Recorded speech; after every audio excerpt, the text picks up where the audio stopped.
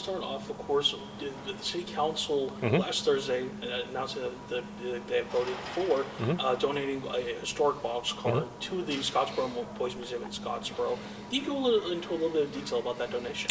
Yeah, so they reached out to us. Obviously, they've been building the Scottsboro Museum for quite some time, and they like to take opportunities to add more material to it.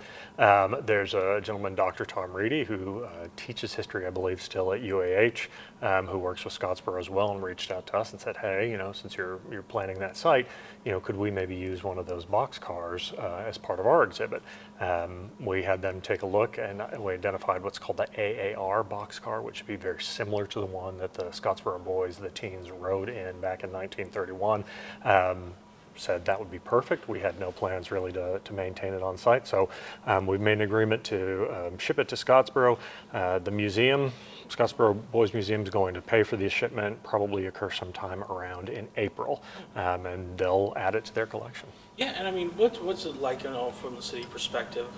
Because I was reading some of the comments John Hamilton made at the city council meeting, to kind of be able to take some of that history, of course, a very famous civil rights case here in the North Alabama area, and be able to donate as as part of the city a piece of, while not the exact thing, a very important part of that story. Absolutely. Well, and this is a regional story, right? I mean, Huntsville is excited to work with Scottsboro. They're very much a sister city. They're part of the greater North Alabama community. We love to be able to contribute something to their museum, and we see the value in that museum as well. I think it's anything we can do to assist, we're happy to do. And now I want to talk about some of the status of some of the other rail equipment there, because of course we now have the answers for two pieces of the 10 that are currently on that property.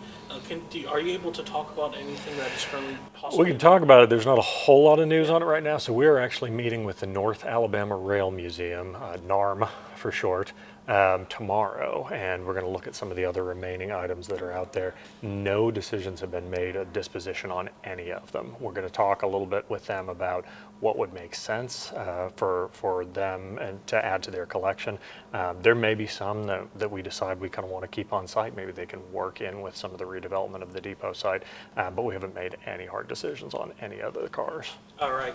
And now when we talk about the redevelopment of the site, I believe the last time we had those listening sessions was back in June of last year. It's been about 6 months now. There was plans to potentially have more in the future. Can you talk a little bit about any of those future plans? Yeah, absolutely. So we got a lot of great feedback. We did a few extra kind of presentations out in the community to make sure everybody knew what we were doing. I think one of the key things that we wanted to underscore was that nothing's happening with the depot itself. The depot's got to get preserved. I think we settled really on the idea, especially with the community supporting the idea, that the roundhouse will be preserved as well and most likely be retained as an event venue. A lot of the rest of the site is very much up in air, which is why we're conducting these exercises around the existing rail cars. But we're currently focused on what we would call building and site stabilization. So we're in a little bit of a quiet period because we want to do a couple of things. One is figure out what happens to the remaining stuff on site, like the rail cars, and then how do we make sure that the depot building itself is waterproof, that the HVAC is working, that it's in good order, so that when we do decide to either redevelop it or bring in a tenant or bring in a new museum into that space, that the building's actually ready for it. So we're taking this kind of spring and summer to really stabilize the site and the building, and then probably later in the summer, maybe in the fall, we'll come back out to the community and start saying, all right, here's where the next steps and the next opportunities are. Okay, so this is just to clarify. I think I understand, but just kind of say. So it sounds like it probably could be, later in 2026. Yeah, I'd say late summer, early fall, we'll probably reach back out and say, now that we've got the site really stabilized and where we want it, and we're comfortable with the condition of the building, now let's go back out and talk what the next steps are. All right, I guess then one of my final questions, from what you guys have learned from the listening sessions, and it's been about 6 months now where you can have to take a lot of time to digest all that. I guess what are you guys really seeing from the community aspect, besides just from the roundhouse? Yeah, if you had to distill it, it's really, especially folks who have lived here for a long time, a native like yourself recognizes that most folks know that building well. They have different memories associated with it, but it is one of the oldest buildings in Huntsville, and I think folks recognize it as kind of a piece of Huntsville's postcard, right?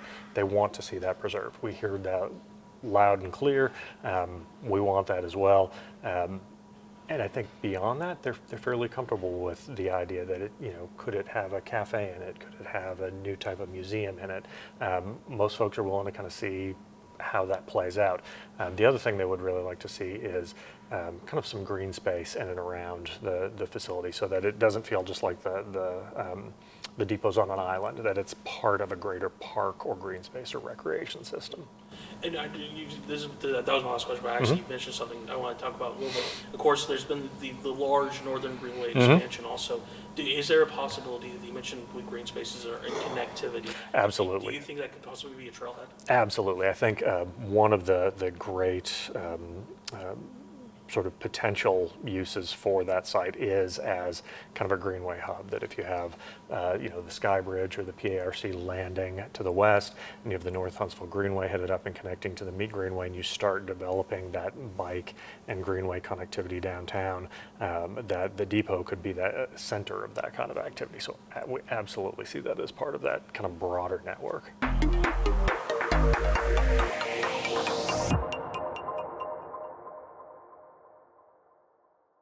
Fox 54 Plus has your news, sports, and weather. Start your evening with Fox 54 at 5:30, delivering the latest headlines and live reports straight from the scene. Then, stay informed with Fox 54 News at 9, featuring your Tennessee Valley certified most accurate weather impact team, tracking everything from tornado threats to traffic delays during severe weather. Fox 54 Sports Extra brings you more of what sports fans crave, with deeper insights, expert analysis, and all the action that matters most. On Fox 54 Plus, you'll also find Alabama politics, plus 24/7 weather radar and real-time forecasts to keep you ahead of the storm. Looking for a quick recap? Don't miss Fox 54 Week in Review, highlighting the biggest stories of the week. Jumpstart your morning with Morning Rush, fast-paced news updates featured with uplifting stories from across the globe. Get your entertainment fix with Getting Real, where we break down movie reviews, top 10 lists, and spotlight the newest film. Die Hard fan? Locked On Sports dives deep into the Crimson Tide, the Tigers, college rivalries, and pro action. True Crime Warrior Style? Killer Cases brings you gripping real-life stories that stick with you. Hungry for more? Cooking with Style serves up mouth-watering recipes that are easy to make and impossible to resist. From movie previews before you head to the theater with Take a Look, to must-know headlines from across the region and around the world with In the News.